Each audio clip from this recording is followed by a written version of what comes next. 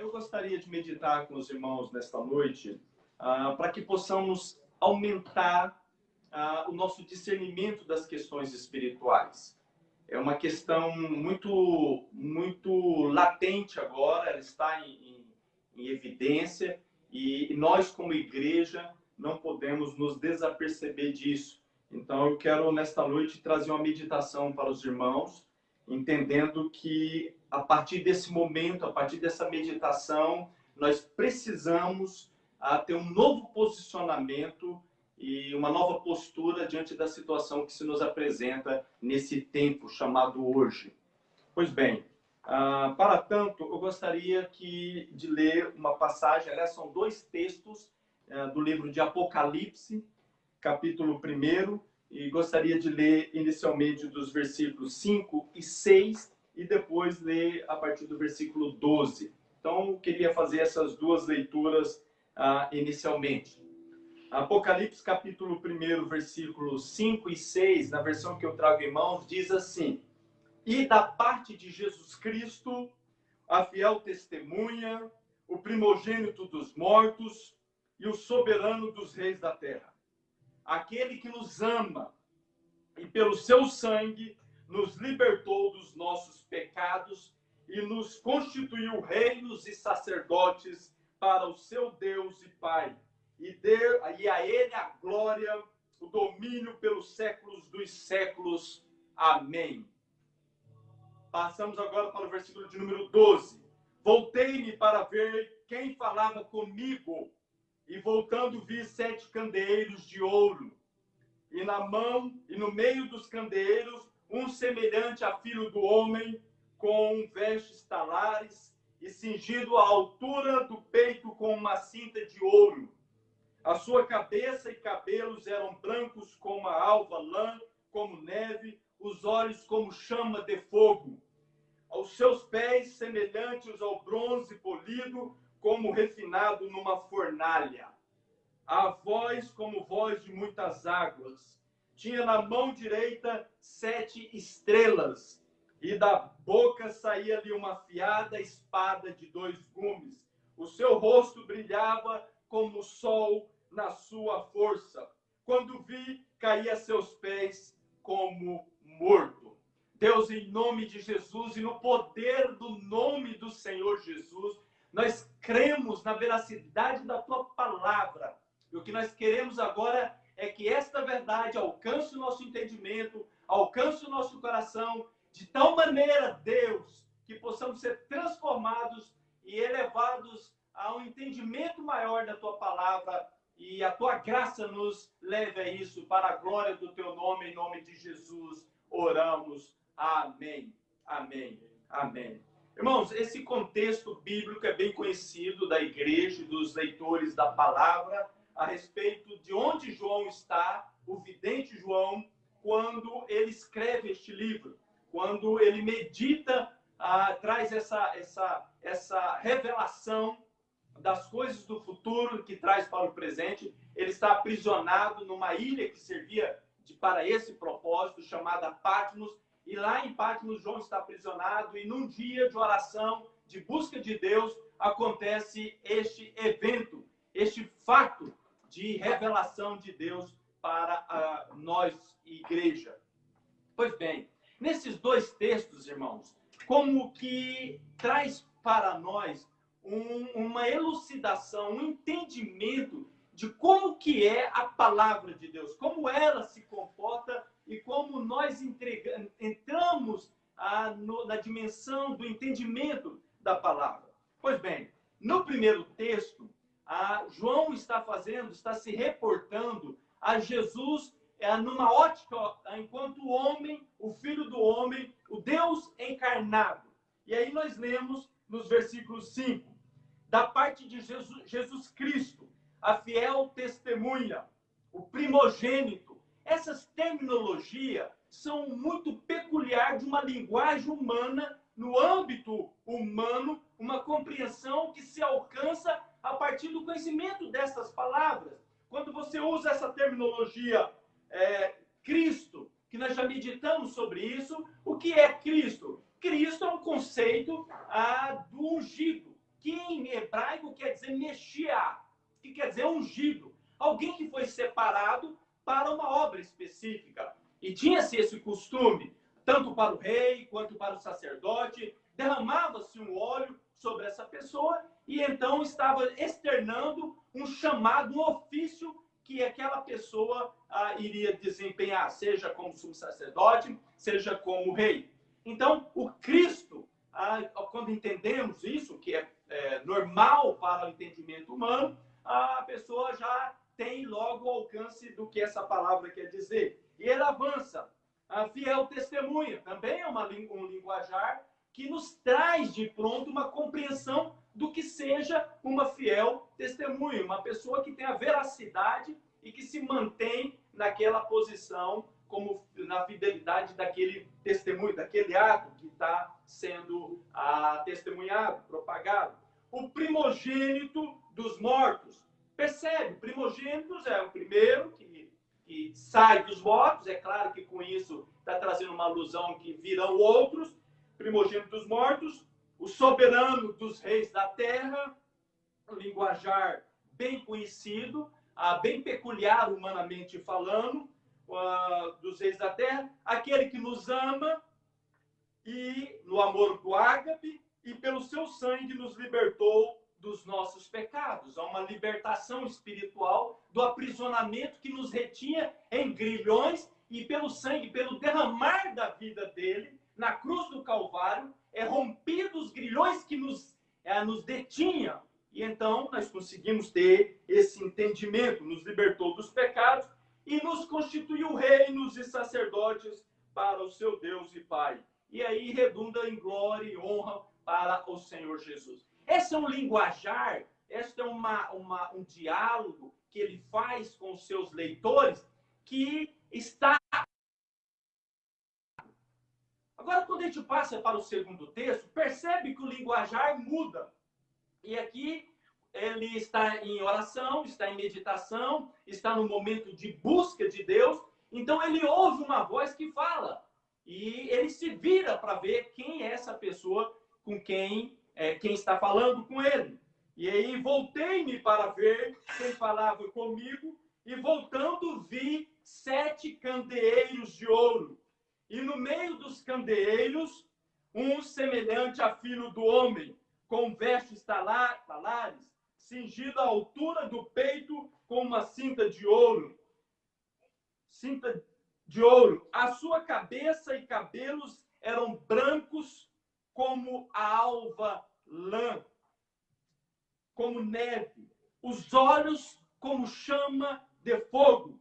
Os pés semelhante ao bronze polido, como que refinado numa fornalha. A voz como voz de muitas águas. Tinha na mão direita 7 estrelas, e da boca saía-lhe uma afiada espada de 2 gumes. O seu rosto brilhava como o sol na sua força. Essa linguagem, essa terminologia, agora ele está se referindo à mesma pessoa, só que agora é a pessoa da divindade do Senhor. Ele está se referindo ao Jesus glorificado. E aí, esta linguagem, ela não se restringe ao entendimento puro do que ela, num primeiro contato, possa nos parecer que seja aquilo dali. O que eu quero dizer com isso? Quando nós dizemos, quando João diz, e nós lemos, voltei-me para ver quem falava comigo, e vi 7 candeeiros de ouro. A princípio, a ideia que se forma desse quadro é que existe 7 lamparinas, 7 lampiões, 7 luminárias ali, e uma pessoa no centro, ali cercado por essas luminárias, por esses luzeiros, por essas lamparinas, que era aquilo que trazia a iluminação daquela época, da época de então. A primeira ideia que se forma é esta, mas não é esta a ideia verdadeira. Então, é preciso que entendamos que na revelação, na palavra de Deus, e mais propriamente dito, na revelação, existe uma mensagem por trás. existe uma necessidade de um aprofundamento, de uma compreensão que vai para além daquelas palavras que estão ali a princípio expressa. Então, há uma necessidade de não se deter no texto puro, porque senão o que a gente vai ver é isso, uma pessoa cercada nessa primeira imagem, nessa primeira visão de João, esses sete lamparinas em volta e no meio dos candeeiros, um semelhante a filho do homem, com vestes talares, com vestes compridas, uma veste que vai até ao calcanhar, por isso talares, né? Então, esta primeira compreensão, percebe que ela é aquilo que é a parte superficial daquilo que a gente precisa entender. Porque senão, vamos prosseguir aqui. Cingido, com vestes talares, com essas vestes compridas. Então, essa seria a primeira compreensão desta visão que o vidente tem. Cingido à altura dos peitos com uma cinta de ouro. Então, vê-se um cinto acima da cintura, na altura do peito, e de ouro, e ali fazendo o fecho da roupa. Os pés semelhante ao bronze polido, dando a ideia assim, de sair da fornalha, alguma coisa de muito calor. A voz como voz de muitas águas, um barulho, né? E estridente, e aquele barulho que de avassala, assim, faz um ensurdecedor. E tinha na mão direita 7 estrelas, e da boca saía ali uma afiada espada de 2 gumes, e o seu rosto brilhava como o sol na sua força. E então, esta imagem primeira não é a imagem final que nós nos damos por satisfeito, como compreendendo a inteireza da revelação. É preciso avançar, é preciso mergulhar, é preciso sair da superfície para ganhar um entendimento da verdade que, de fato, a revelação tem para trazer. Porque, olha, quando João vê os 7 candeeiros, o que está vendo de verdade não são 7 candeeiros.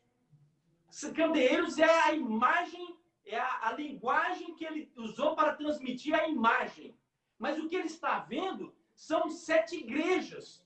São as 7 igrejas para as quais serão especificamente tratados assuntos peculiares de cada uma delas. Então, João está vendo ali, são 7 igrejas, que ele diz, são 7 candeeiros, são 7 instituições que levam a verdade iluminadora da palavra. A igreja tem essa finalidade. Então, ele está vendo as 7 igrejas, mas ele não está vendo 7 fachadas de igreja, de Éfeso, de Pérgamo, de Tiatira, de Laodiceia. Ele não está vendo a fachada daquelas igrejas. Ele está vendo mais do que isso. Ele está vendo gente. Ele está vendo pessoas, as igrejas locais para as quais ele está dirigindo, está tornando clara a revelação de Deus que está chegando até ele. Então ele está vendo ali pessoas vivendo a vida cristã. E nesta visão, pelo que a gente vai avançar no livro de Apocalipse, vai perceber que eram pessoas que estavam vivendo, às vezes, até dissoluto, irmãos. Pessoas que estavam vivendo em adultério, pessoas que estavam vivendo em orgia, pessoas que estavam tentando vencer tentações, pessoas que estavam submetidas a tribulações, pessoas que estavam sendo assoladas pelas trevas. Então ele vê a realidade da igreja. Ele vê o que está de fato acontecendo na igreja. E essa é a visão que João tem. Os candeeiros são as igrejas que João está vendo. E ele vê no meio da igreja essa pessoa como se fosse o filho do homem, porque agora está no nível de glorificação. Lembra a imagem humana, mas numa dimensão muito superior. De forma que ele vê o próprio Senhor da igreja no meio da igreja, caminhando no meio da igreja.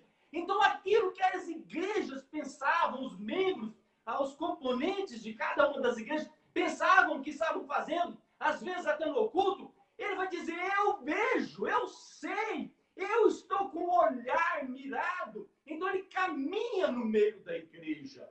A igreja não está escondida e a igreja que me refiro, as pessoas, os membros individualmente, não estão, por mais que estejam em lugares que os olhos humanos não alcancem, mas elas ainda estão compondo a igreja e o Senhor Jesus caminha na igreja. E aí ele vai dizer dessa vestimenta do Senhor, do cinto, da autoridade, do poderio que está naquela pessoa, naquele ser que ele está ali vislumbrando no olhar que ele teve quando ele voltou. E a cabeça e cabelos eram brancos como a neve, a lã, a alva lã. E isso, quando João olha, ele não está vendo literalmente isso. O que ele está vendo é a representatividade de longas eras, de sabedoria pela grandeza do tempo vivido, de eternidade a eternidade, de uma ponta a outra da eternidade, eis que ele reina. Portanto, o que é a expressão desta imagem, deste escrito, é algo muito superior do que aquilo que a palavra de primeiro nos leva a pensar. Então, precisamos ter essa profundidade de entendimento para compreender a profundidade da palavra. E ele continua dizendo dessa pessoa, dos pés, os seus olhos como chama de fogo. É o olho, não é literal como sendo duas bolas de fogo de alguém que levantou aquele dia todo. Ele está com os olhos, com um olhar que não é impedido por qualquer obstáculo. É o olhar que perscruta os corações, as vidas. Então, João vê naquela pessoa um olhar penetrante, um olhar que vai para além dos limites que o nosso tem. E ele viu na pessoa de Jesus essa característica, essa evidência da pessoa do Senhor. Os pés semelhantes ao bronze polido que se refinado numa fornalha. Então ele viu ali alguém que pisa como alguém que chega com autoridade para expressar o juízo contra o pecado, contra a agressividade ofertada ao Senhor Deus. E aí então ele vem para apresentar-se como o Senhor juiz de toda a terra. Tinha na mão direita 7 estrelas.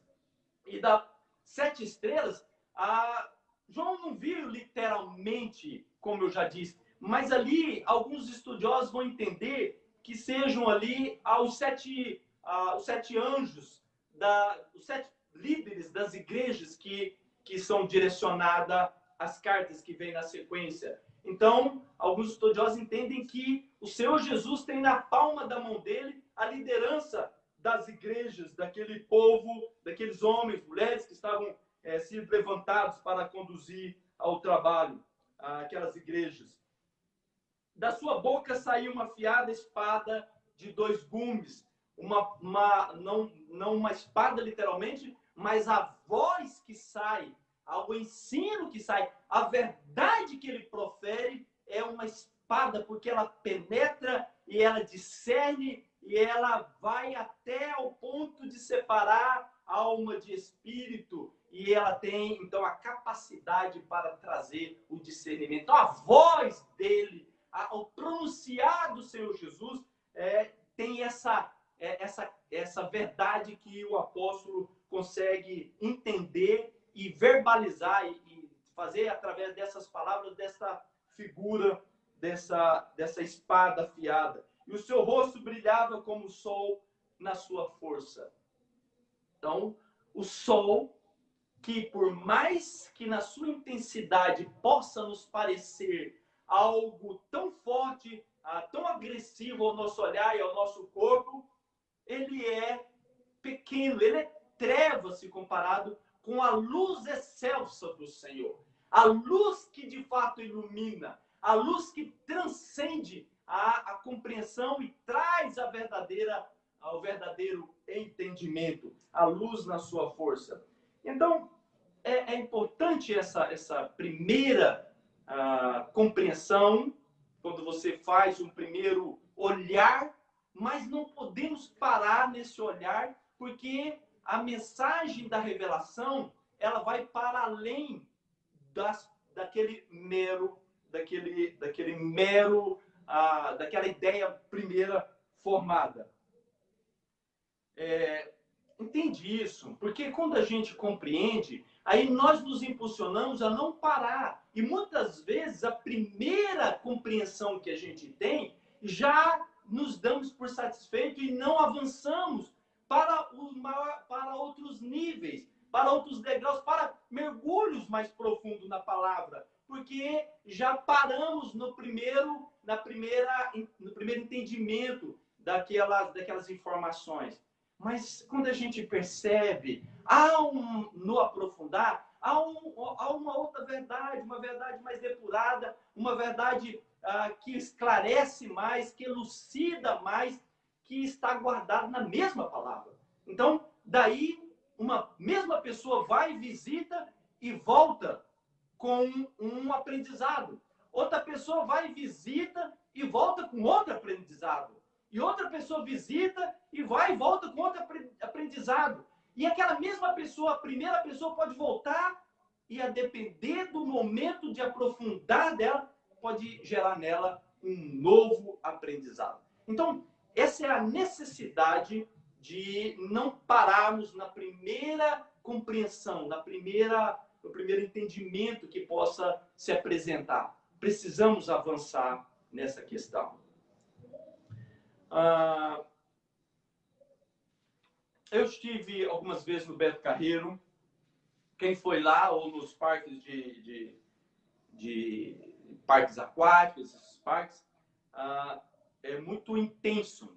A gente chega muito cedo, quando abre os portões, e aí aquele alvoroço, todos querem entrar, e aí a gente passa o dia inteiro lá, e termina o dia, e são tantas atividades, tantos brinquedos, tantas programações, e praça disso, praça daquilo, e eventos acontecendo, e alguns são concomitantes, e uns são tão distantes que você termina um, não dá tempo de chegar no começo do outro. Final do dia, você termina o dia e não conseguiu vencer conhecer todo o parque e desfrutar de tudo aquilo que ele oferece. Ressalvadas as proporções, a palavra de Deus é de igual modo. Você vai passar uma eternidade, e nós passaremos essa eternidade, e quando chegar lá na ponta do final da eternidade, uma coisa doida que eu estou dizendo, final da ponta da eternidade, a gente vai olhar e vai dizer, nossa, ainda não terminou a eternidade e eu ainda não consegui compreender a grandeza de Deus. Claro que aqui uma linguagem bem até esdrúxula, mas que leva a provocar o entendimento de que as coisas de Deus vão ser sempre superior e a gente não vai conseguir alcançar. Isso quer dizer que devemos nos deter? Não, muito pelo contrário. É nos estimular a não parar no primeiro entendimento, na primeira compreensão, porque no aprofundar a gente vai sendo enriquecido, abençoado e fortalecido a fé, coisas. Por isso que vai dizer que algumas pessoas têm tomado leite e outras pessoas já podem comer carne. Porque tem pessoas que ainda estão nos primórdios da fé, mas tem pessoas que já estão experimentando coisas mais gostosas, mais robustas da fé. E a expectativa é exatamente essa, que haja um processo progressivo de conhecimento, de postura diante de Deus, diante da palavra, diante do entendimento das coisas divinas. E isso é provocado ouvindo, lendo, estudando a palavra e aplicando ela nas nossas vidas. Todo o tempo, todo o tempo. Irmãos, deixa eu dar mais uma ilustração aqui. Às vezes a gente ouve um disparo de arma de fogo. Pá! Esse disparo de arma de fogo, quando isso acontece, ocasiona de imediato um barulho, que é aquela explosão natural do disparo. O barulho não é a coisa principal. Quando dispara, sai o projétil. Então, quando o projétil é lançado, ele ocasiona mudanças, ele ocasiona alteração. Há uma nova realidade ali naquele ambiente, naquele lugar, porque o projétil rasga e essas ondas vai naturalmente causar uma consequência desse disparo. Mais que isso, é o alvo do projétil.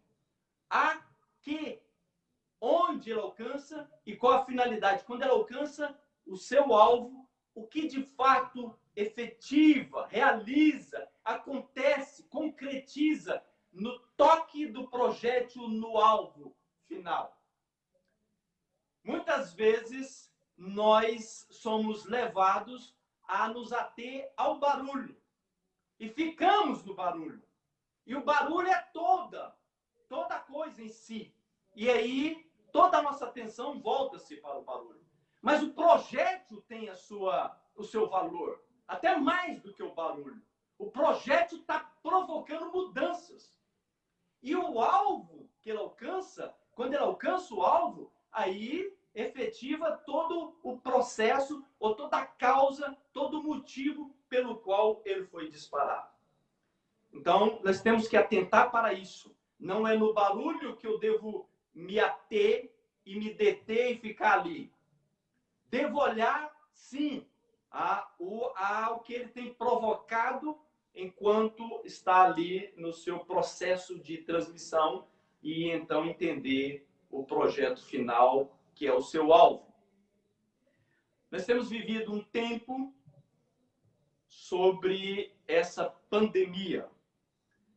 No final do ano passado, 2019, por isso Covid-19, lá na cidade de Wuhan, na China, houve então ali o primeiro óbito do ataque desse vírus. E essa enfermidade foi se propagando e saiu daquela cidade, ganhou o continente, ganhou outros continentes, ganhou o mundo, na verdade, e chegou ao Brasil. Por isso é uma pandemia.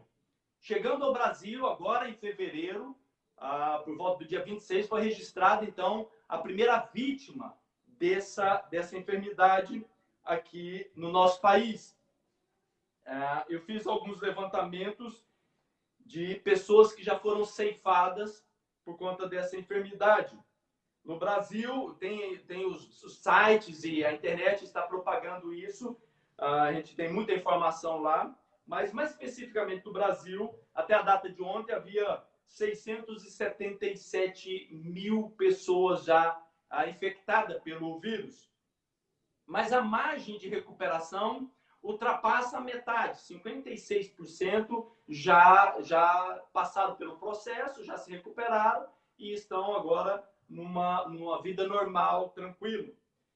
Mas vidas têm sido ceifadas. Há uma margem percentual das pessoas infectadas que varia aí de 2,8, 3, aí depende de alguns critérios e algumas ênfases, indo até a 7%.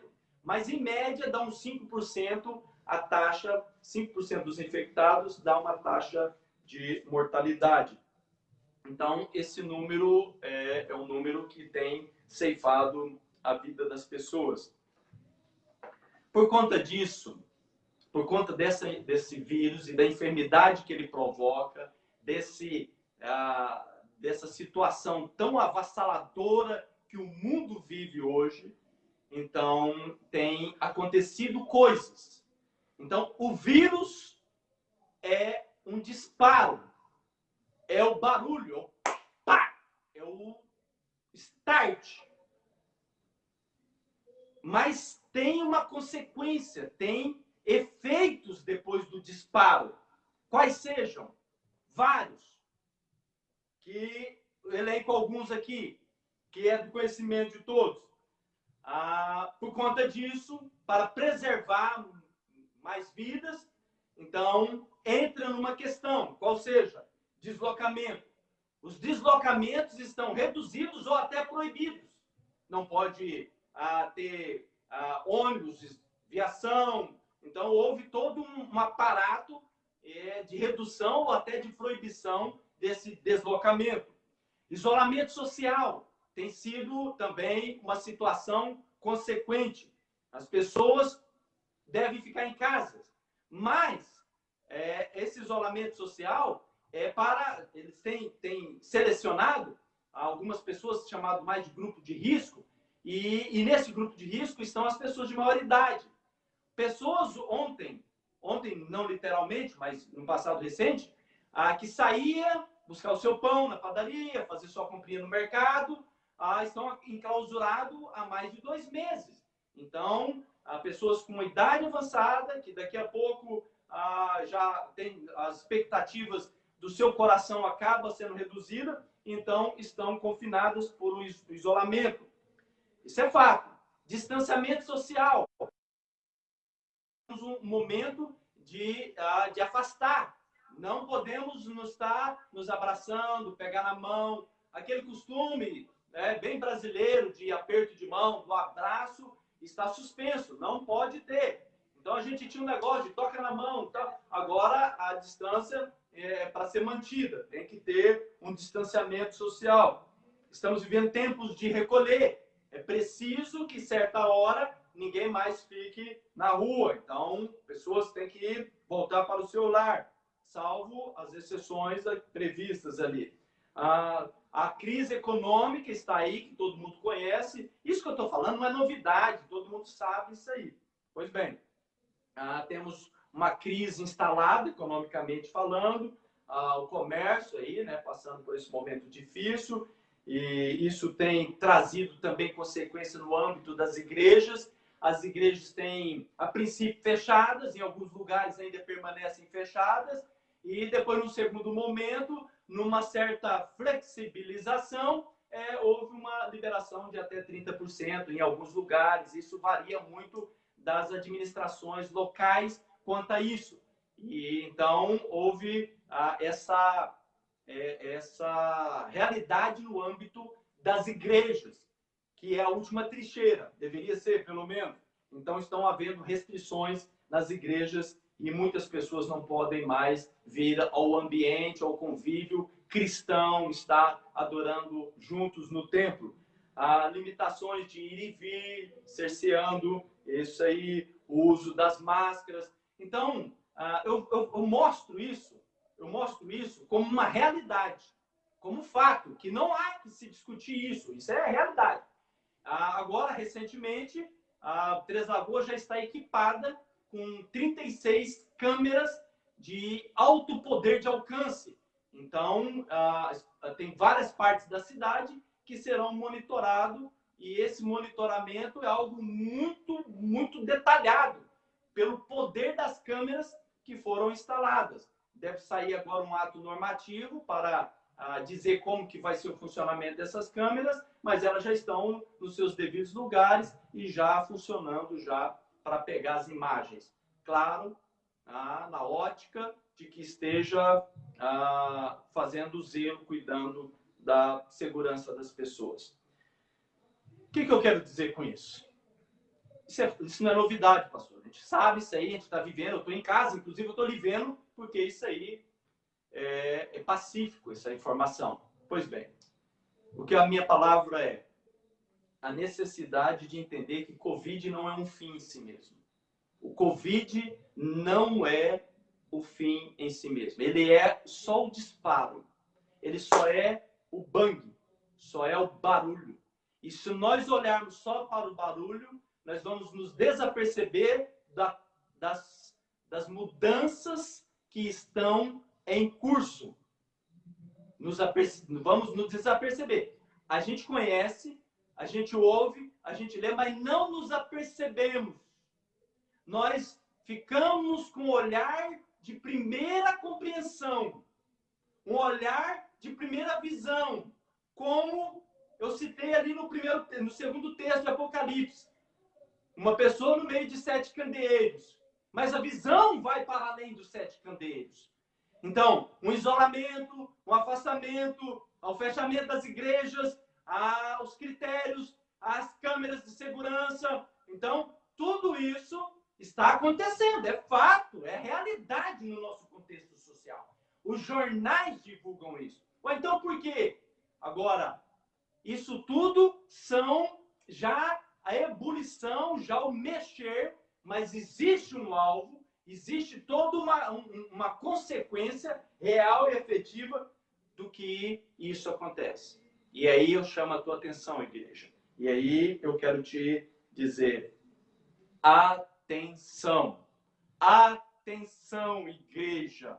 Igreja do Senhor Jesus, atenção. Isso tudo não é por acaso. Nós estamos vivendo tempos novos, de um novo domínio, de uma nova era, de um novo comando. E nós não podemos ficar desapercebidos dessa verdade, sob pena de ficarmos olhando só para o som do disparo, a coisa pela coisa. Mas em nome de Jesus, chegou o tempo da igreja se despertar. A igreja tem que ter um olhar para além dos candeeiros, para além da visão de um homem com a semelhança de filho de homem. Mas temos a visão da divindade posta, da divindade gloriosa do Senhor Jesus. O tempo de Deus na vida da igreja está chegando. E nós somos a geração que está vendo as coisas de uma mudança tão veloz que às vezes não nos apercebemos. Ficamos às vezes até insensíveis. A demora em ruminar tanta informação nos deixa lerdos, nos deixa passivos diante da situação espiritual que está vindo de uma forma muito intensa. E aí, o que é preciso fazer? Primeiro, desperta a igreja. Olha para além da primeira visão. Avança no entendimento. Compreenda. Saia da meninice. É tempo de crescer. É tempo de evoluir. É tempo de progredir. Não podemos mais nos deter com coisas pequenas, efêmeras, passageiras. É tempo de pregar o Evangelho. É tempo de viver o Evangelho. É tempo de proclamar ao Senhor. Viver em santidade para o Senhor. É tempo de tomarmos atitude e entendermos essas verdades e nos posicionarmos como cristãos, como pessoas que foram alcançadas pelo poder e pela graça do Senhor. Não para sentar na janela e ver a passagem da paisagem, mas para tomar atitude, para orar, para clamar, para dizer: Deus, em nome de Jesus, olha para a minha cidade, olha para a minha família, olha para a minha igreja, olha para o meu país, olha para a minha raça. É tempo de pedir perdão. A semana passada, nós começamos aqui a levantar um clamor a Deus. E foi tão maravilhoso, tão gostoso. Quem veio, testemunha isso que eu estou dizendo. No primeiro dia, nós já fomos, foi mandado uma seta para tentar obstruir a caminhada da obra.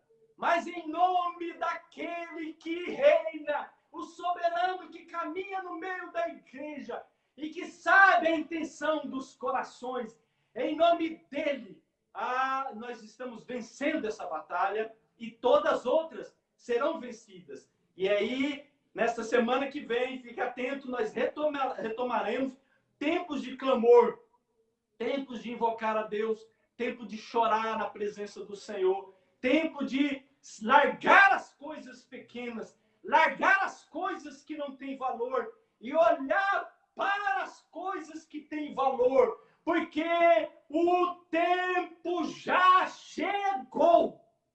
O tempo já chegou. E não é na superfície, no primeiro olhar, que nós vamos ter um entendimento daquilo que tem para nós.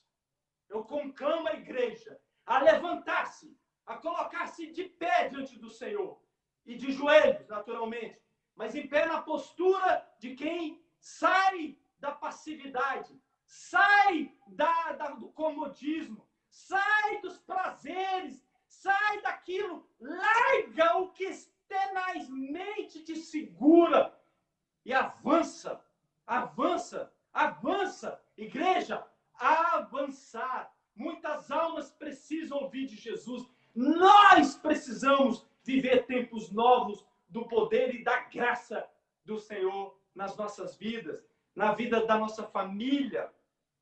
Esta noite é uma palavra de despertar. E eu quero lançar um desafio para você antes de terminar. O meu desafio é, nesta semana, que começa amanhã, segunda-feira, até sexta-feira, eu vou te pedir um desafio, que você ligue para 5 pessoas. Ligue para 5 pessoas. Mas não é para falar de Covid, não é para falar de qualquer outro assunto. Para falar de Deus. Falar da palavra de Deus. Falar da bondade de Deus. Dê um testemunho. Edifica a vida. Abençoa. Fale com a pessoa. Mas não é, oi, tudo bem, tal, tchau, desliga. Não. Gaste um tempo. Gaste um tempo conversando. Como é que você está? Você está bem? Está precisando de alguma coisa? Se disponha. Se oferte. E depois de conversar, de glorificar o Senhor, de falar das coisas de Deus, de trazer à memória aquilo que nos dá esperança, depois de vencido isso, termine orando. Ore no celular, no telefone mesmo. Reserve 1 minuto. Deus, em nome de Jesus, abençoa meu irmão, a minha irmã, meu querido, ou uma pessoa que nem talvez professe a fé cristã, mas se você sentir direção de Deus, ligue para ela, abençoe a vida dela também. Pode ser a pessoa que Deus quer ser alcançada pela tua vida, pelo teu telefonema. 5 pessoas, irmãos, durante uma semana. Eu posso fazer mais? Fique à vontade. Mas pelo menos 5 pessoas sejam abençoadas pela sua atitude de cristão.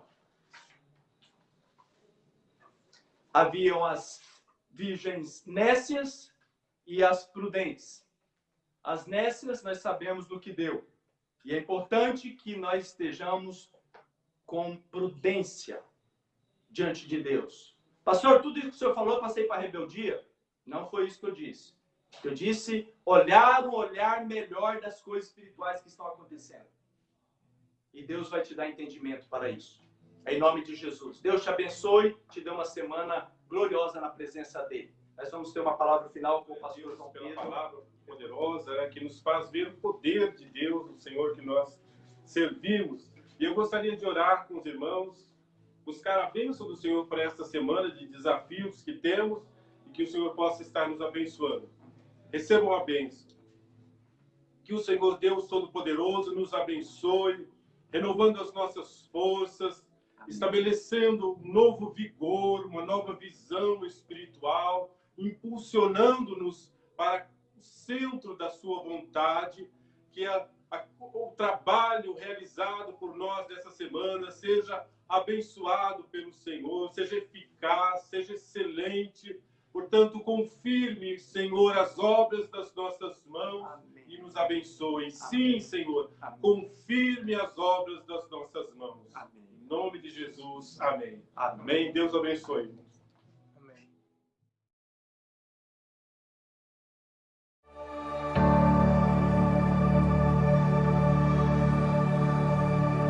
Tu provês o fogo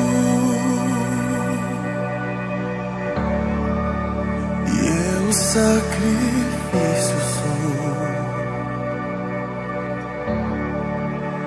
Tu provês o Espírito e eu me abro por